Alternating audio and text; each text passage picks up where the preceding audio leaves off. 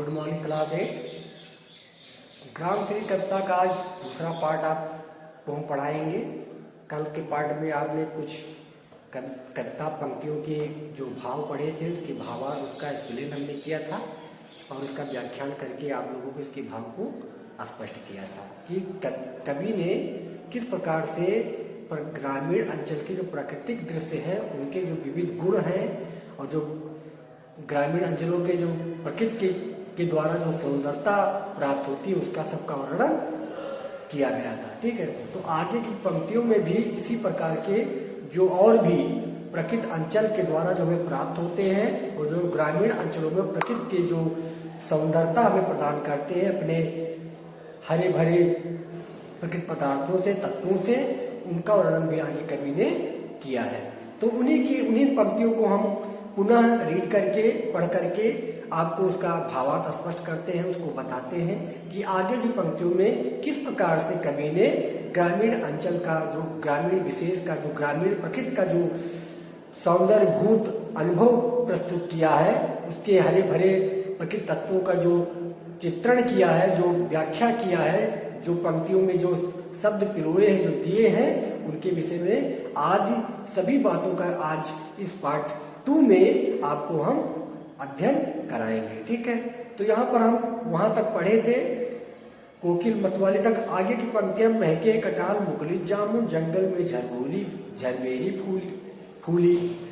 तो इसमें क्या है कि ग्रामीण अंचल के जो क्षेत्र जो होते हैं, वहां पर जो प्रकृति पदार्थ होते हैं, वहां तो फसल, जामुन, आम, हर तरह तरह के विविध प्रकार के हमें फल, सब्जियां, अन्न, हर चीज हरे भरे होकर के पहले हरे भरे होते हैं, उसके बाद फिर वो क्या होते हैं, फल रूप में हमें प्रदान करते हैं, हमें प्राप्त हो जाते हैं। तो हर तरह से ग्रामीण अंचल का जो प्राकृतिक जो क्षेत्र है, जो तत्व है, वो हर तरह से हमें आनंद ही देने वाली होती है, चाहे वो हरे भरे होकर के और चाहे जो फल पदार्थ के जो तत्व हमें बाद में दे करके उसका भी जब हम खा करके आनंद प्राप्त करते हैं, तो हर तरीके से प्रकृति हमें देती है, कुछ लेती नहीं। या धरती हमें कितनी देती है, इसका भी इन्होंने लिखा, इस पर भी इन्होंने प्रकृति के द्वारा तत्वों को भी समझाया सुमंतानंदन पंत ने। तो पंत की जो प्राकृतिक शैली जो थी, प्राकृतिक जो भाव सौंदर्य थे, अनुभूति थी, वो बहुत ही अच्छी थी, बहुत ही सुंदर थी, इसीलिए प्रकृति का सुकुमार कवि कहा जाता। तो हर तरीके से प्रकृति हमारे लिए उपयोगी है, हर तरीके से प्रकृति हमारे लिए प्रदत्त है, हर तरह से हमें लाभ ही लाभ प्राप्त होता है। तो इस दृष्टिकोण से हमें प्रकृति के प्रति स्नेह भाव रखना चाहिए, उनके प्रति अपने दृष्टिकोण भी अच्छे रखने चाहिए। जो हमें कुछ देते तो हमको भी इनके प्रति सहज भाव रखना चाहिए, इनके प्रति रोपण भाव और सौंदर्य भाव रखने चाहिए, इनसे तादात्म्य स्थापित करना चाहिए। और इनसे हम जब तादात्म्य स्थापित करते हैं तो हमारा जीवन, जनजीवन जो भी है, वो भी सुखमय और आनंदित होता है। तो प्रकृति जो कवि है, प्रकृति का जो वर्णन किया है लोग जिन्होंने, अर्थात सुमित्रानंद पंत ने, तो आगे की बातें भी हमें ये बता रहे प्रकृति से हमें और क्या क्या मिलते हैं और किस प्रकार से ये हमें अपनी तरफ आकर्षित करते हैं, आनंदित करते हैं। हर तरीके से हमें हर प्रकार से ये हमें देते ही देते हैं और आनंद भी देते हैं और लाभ भी देते हैं। तो आगे की पंक्तियों में महके कटहल मुकुलित जामुन जंगल में झरबेरी फूली फूले आड़ू नींबू दाढ़ी आलू गोभी बैगन मूली। अब प्रकृति दृश्य में आगे की बात हो रही है कि प्रकृति में इस समय ये कटहल कब महकते हैं, कब बड़े होते हैं, जब आम फल हो जाते हैं, आम में फल आ जाता है, धीरे धीरे फिर क्या होने लगता है, जब आम पक जाते हैं उसी समय क्या होता है, कटहल के भी समय पकने के आ जाते हैं, वो बड़े हो जाते हैं और फल करके क्या होते हैं, चारों दिशाओं को क्या करते हैं, सुगंधित करते हैं। तो उसमें कौन कौन सी बातें हैं, एक तरफ कटहल की है, मुकुलित है, जामुन है, जंगल में झरबेरी फूली। झरबेरी का मतलब जंगल के जो बैर होते हैं, बैर आप लोग खाए होंगे, उन बैरों की बात की रहे। इन वर्षा के टाइम में, बरसातों में जो भी फल हमें तरह तरह से प्राप्त होते हैं, उनका वर्णन कवि करता है। और जो ये फल, ये प्रकृति तत्व जिस प्रकार से हमें आनंदित करते हैं, चारों दिशाओं को महकाते हैं, महका करके वातावरण को शुद्ध प्रशुद्ध कर देते हैं और लोगों को जीवन में आनंद प्रदान करने लगते हैं, इन सब का वर्णन भी कवि ने आगे के काल पंक्तियों में किया है। तो यहाँ पर ये और भी बातें बताना चाहिए। प्रत्येक जो हमारे यहाँ जो मौसम चक्र होता है, प्रत्येक मौसम चक्र में प्रकृति हमें कुछ न कुछ हरियाली, कुछ न कुछ हमें फल, कुछ न कुछ हमें जीवन, कुछ न कुछ हमें हमेशा ये देती रहती है, हमसे कुछ देती नहीं है। ठीक है, तो प्रकृति से भी हमें प्रेम स्नेह भाव रखना चाहिए, कभी का भी एक उद्देश्य है विशिष्ट। उसके बाद हमें प्रकृति क्या देती है? फूल, आड़ू, नींबू, दालिम, आलू, गोभी, बैगन, मूली की धरती हमें क्या क्या देती है? प्रकृति पौधे भी हमें देती है, और प्रकृति जो धरती भी प्रकृति से संबंधित वो हमें क्या क्या देती है? उसके बाद आलू उसी से हमें प्राप्त होते हैं, नींबू उसी से प्राप्त होते हैं, रसदाई जो हमें बहुत से औषधियों के काम में प्रयुक्त करते हैं, दाढ़ी मतलब अनार होता है, और आलू, फिर गोभी, बैगन, मूली, हरे भरे सब्जियां भी क्या है इस प्रकृति पदार्थ में लगे हुए हरे भरे होकर के क्या है संपूर्ण प्रकृति अंचल, ग्रामीण अंचल को क्या कर रहे हैं? सुशोभित कर रहे हैं। और हमें ऐसे भी खास सामग्री युक्त ये चूर्ण दे भी रहे हैं और अपनी तरफ आकर्षित भी कर रहे हैं, और ग्रामीण अंचल प्रदेश का जो अंचल का जो क्षेत्र है उसको भी शोभायमान बना रहे। तो हर तरीके से प्रकृति के जो ग्रामीण के जो चित्र है, जो दृश्य है, बहुत ही शोभायमान है, बहुत ही सुंदर है, बहुत ही चंचल युक्त है। चाहे वो खाद्य सामग्री के रूप में हो, चाहे वो फसल के रूप में हो, चाहे वो प्रकृति पौधे, हरे भरे प्रकृति पौधे हो, पेड़ पौधे हो, सब तरीके से प्रकृति का जो दृश्य है, ग्रामीण अंचल का जो दृश्य है, हर तरह से शोभायमान है और सब चीज प्रदान करने वाली ही है। ठीक है, पीले मीठे अमरूदों में अब लाल लाल चित्तियां पड़ी, पक गए सुनहरे मधुर बेर, आंवले से तर की डाल जड़ी। तो अब क्या है, उसके बाद क्या हमें प्रकृति देती है? क्या क्या प्रकृति में और भी क्या उत्पन्न हो गए, क्या लग गए हैं पेड़ों पौधे में, और उनसे किस प्रकार से प्रकृति शोभाशाली हो रही, किस प्रकार सुंदरता को बढ़ा रही, इनका सबका वर्णन आगे की पंक्तियों में कभी किया। तो प्रकृति में मीठे मीठे अमरूद भी आ गए हैं, पौधों में लग गए हैं और पक करके लाल हो गए हैं। ठीक है, और उनका सुगंध क्या है? चतुर्थ दिशाओं में उमड़ रहा है, उड़ रहा है, और लोगों को एक अच्छी खुशबू प्राप्त हो रही है, और प्राप्त होकर के मनो का आनंद प्रदान कर रही है। ठीक है, अब उसके बाद पक गए सुनहरे मधुर बेर, आंवले से तर की डाल जड़ी, और बैर क्या थे? वो भी पक करके पीले पीले स्वर्ण रंग के हो गए हैं, जिसको देखने से आंखों को बहुत ही सुकून मिल रहा है, बहुत ही खुशी, बहुत ही आनंद मिल रहा है। तो ये प्रकृति के दृश्य, ये भी प्रकृति में आकर के शुमार होकर के हमें क्या कर रहे हैं? आनंदित कर रहे हैं और हमें सुख प्रदान कर रहे हैं।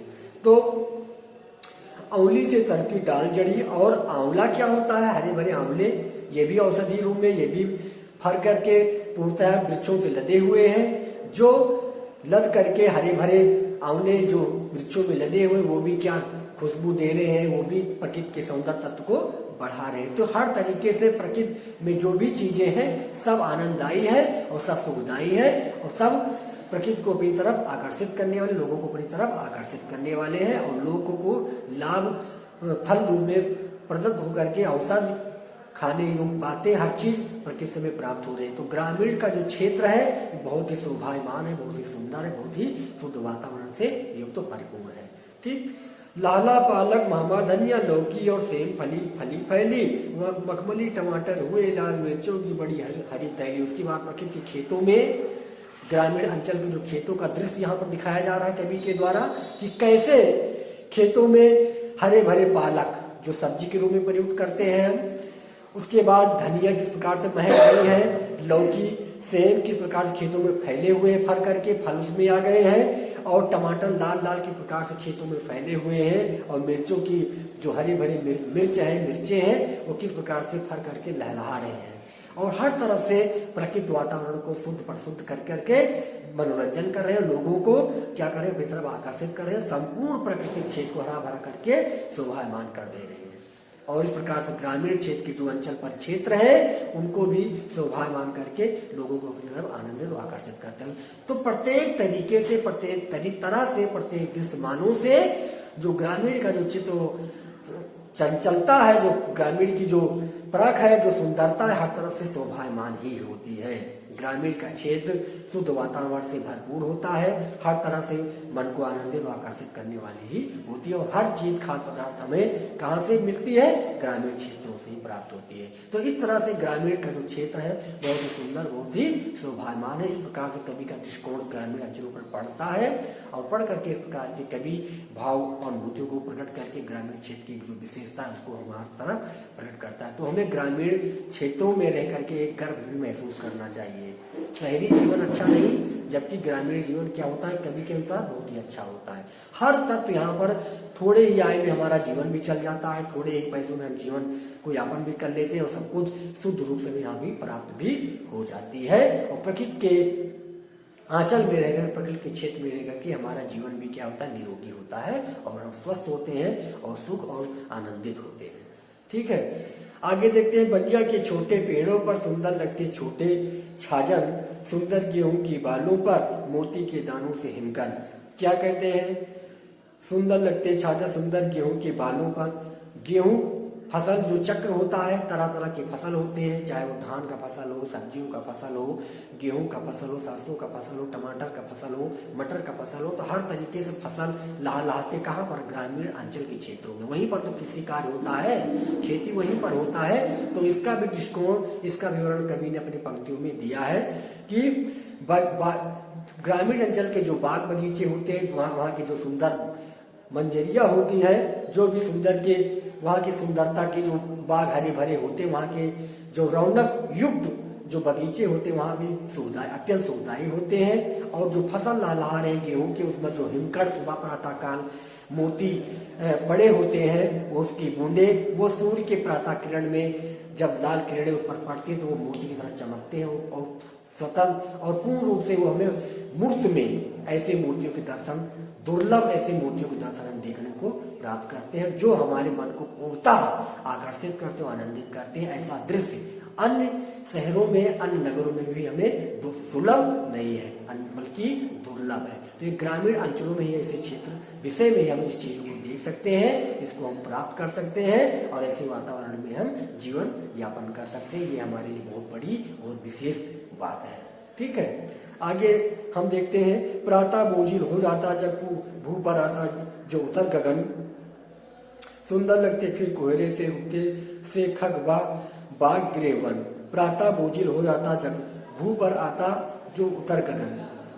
ठीक है, तो प्रातः काल होने पर क्या होता है कि सभी, चाहे जीव जंतु हो, चाहे मनुष्य हो, कोई भी जीव जंतु प्रकृति पदार्थ के सारे क्या होते हैं, अपने क्रियाकलाप में लग जाते हैं। और ऐसा प्रतीत होता है, सुबह का जो दृश्य होता है ऐसा प्रतीत होता है कि सारे जीव जंतु एकत्रित होकर के इस संपूर्ण जो संसार उसको चलायमान गतिमान कर देते हैं और गतिमान करके मतलब क्रियाकलाप में जुड़ करके सारे संसार को क्या करता है, एक सुंदर रूप में प्रस्तुत कर देते हैं। इस संसार को सुंदर रूप में बनाने में जुट जाते हैं, लग जाते हैं और हमारा जीवन भी क्या होता है, परिश्रम से युक्त से भर जाता है और हम भी खुशियों से झूमने लगते हैं। तो नया दिन, नया बिहान, नया प्रातः काल, नई सोच के साथ, नए विचारों के साथ मनुष्य जगता है और नए विचारों को कार्य करते, अपने कार्य में लग करके अपने जीवन को संपूर्ण बनाता है, पूर्ण बना करके जीवन में खुशियां बटोरता है। ठीक है, और सुंदर लगते फिर कोहरे से उगते से खेग बाग ग्रेवन। और उस जब कोहरे प्रातः काल जो कोहरा से छाया हुआ जो संसार होता है, पृथ्वी जो होती है, उसमें जब लाल लाल किरणों से युक्त सूरज उदित होता है, उसमें खग और खेत खलिहान, लहलहाते हुए खेत खलिहान, बाग हरे भरे बाग और ग्रे और जंगलों में हर तरह रौनक ही रौनक दिखाई पड़ती है। हर तरफ भी चंचलता ही चंचल दिखाते हैं, हर तरफ से सौंदर्य सौंदर्य दिखाई पड़ता है, जो कि अन्य कुल मिलाकर के पूर्ण रूप से इस तरीके से जिन्होंने इस प्रकार से चित्रण किया है कवि ने, जिस प्रकार से कल्पना इसमें दिखाई है, जिस प्रकार से फैंटेसी दिखाई है, जिस प्रकार से इस प्रकृति पदार्थ का जो वर्णन किया, ये वास्तविक स्वर्ग है। हम स्वर्ग की केवल कल्पना करते हैं, लेकिन हमारी पृथ्वी इस तरीके से क्या हो जाती है, स्वर्ग से भी बढ़कर हो जाती है। इस हमने जो ये कवि ने भी लिखा था, संदेश स्वर्ग का मैं लेकर नहीं आया, इस धरती को स्वर्ग बनाने आया। अगर आप चाहे तो अपने कर्मों से, अपने विचारों से, अपने आंतरिक कर्मों से, अपने बाह्य कर्मों से, हर तरीके से अपने सुंदर कल्पना विचारों से धरती को स्वर्ग का बना सकते हैं और स्वर्ग का आनंद प्राप्त कर सकते हैं। तो प्रकृति हमारी तरह तरह की जिस प्रकार से विद्यमान है हमारे धरातल पर, हमारे पृथ्वी पर, गगन से लेकर के अंबर से लेकर के धरती तक और हर तरीके चतुर्थ दिशाओं में प्रकृति का जो रूप सौंदर्य है, उसमें अगर हम तारतम्यता स्थापित करते हैं, उससे मिलते हैं, उसे आलिंगन करते हैं, तो यही हमारा वास्तविक स्वर्ग है, यही हमारा वास्तविक धर्म है और वह यही वास्तविक हमारा जीवन है। ठीक है, तो इस प्रकार से कवि ने इस कविता के माध्यम से प्राकृतिक दृश्यों का जो वर्णन किया है, वास्तव में जथा नामे तथा गुणे, इनका जो प्रकृति का सुकुमार कवि कहा जाता है, वास्तव में इनको वही रूप, वही सौंदर्य दृष्टि को प्रस्तुत करके ये इस नाम को ये पूर्ण रूप से अपने इस नाम को इन्होंने जागृत कर दिया है। ठीक है, इनका व्यक्तित्व जो सुकुमार कवि है वो वास्तव में सुकुमार कवि के योग्य है। आगे हम देखते हैं, मरकट डिब्बों से खुला काम, जिस पर नीलम नक्षप नव आच्छादन निरुपम हिमान में अस्मित शांत निधि शोभा से हटता जनमन। तो इस प्रकार के शोभा का जो दृश्य है, जो हरा भरा पदार्थ है, ऐसा प्रतीत हो रहा है कवि के जैसे मरकत एक डिब्बा होता है जिसमें हम खोलते, मरकत एक डिब्बा एक बक्से के समान होता है जो नीले नीले मोतियों से क्या होता है, भरा होता है। और जब उसमें हम खोलते हैं तो वो क्या होता है, नीलमा रूप से नीले रोशनी से भरपूर हो जाता है और सारी तरफ नीलमा मणि के समान उसकी रोशनी दिखाई पड़ने लगती है। तो कवि ने इस संपूर्ण पृथ्वी के ग्रामीण अंचल को जो हरा भरा क्षेत्र है उसको मरकत के डिब्बे के समान रूपांतरित कर दिया है।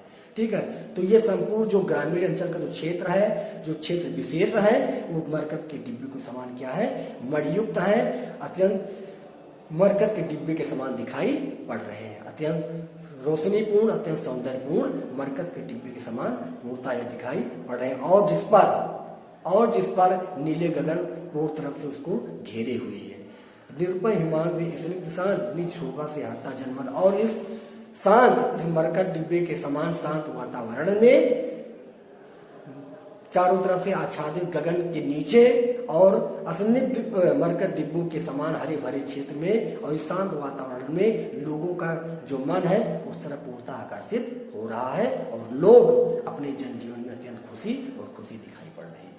ठीक है, तो इस प्रकार से कवि ने इसका वर्णन किया है, प्रकृति पदार्थों का, प्रकृति ग्रामीण क्षेत्र के अंचलों का, किस प्रकार से प्रकृति ग्रामीण क्षेत्रों में आच्छादित है और किस प्रकार से इस प्राकृतिक दृश्यों से परिपूर्ण तरह तरह के प्राकृतिक जो रूप सौंदर्य है उनसे कैसे ग्रामीण का जो क्षेत्र है सुनहरा और हरा भरा और खुशमय रहता है। ठीक है, तो ये आज का पाठ्यक्रम में आपके जो पोयम हमने आपको पढ़ाया, कविता काव्यखंड का जो अंश था, मैं सुनीतानंदन पंडित का, इसके विषय में आपको पार्ट 2 में भी आपको पूर्ण कर दिया है। इस वीडियो को अवलोकित करिए और दृष्टिगत करके इससे अवगत होइए और प्रकृति से प्रभावित तादाद में स्थापित करके प्रकृति से जुड़िए और प्रकृति के सौंदर्य का अनुभव लीजिए और इससे जो भी ज्ञान प्राप्त हो रहे हैं उसका भी अपने जीवन में अमल में लाइए। Thank you watching for this video.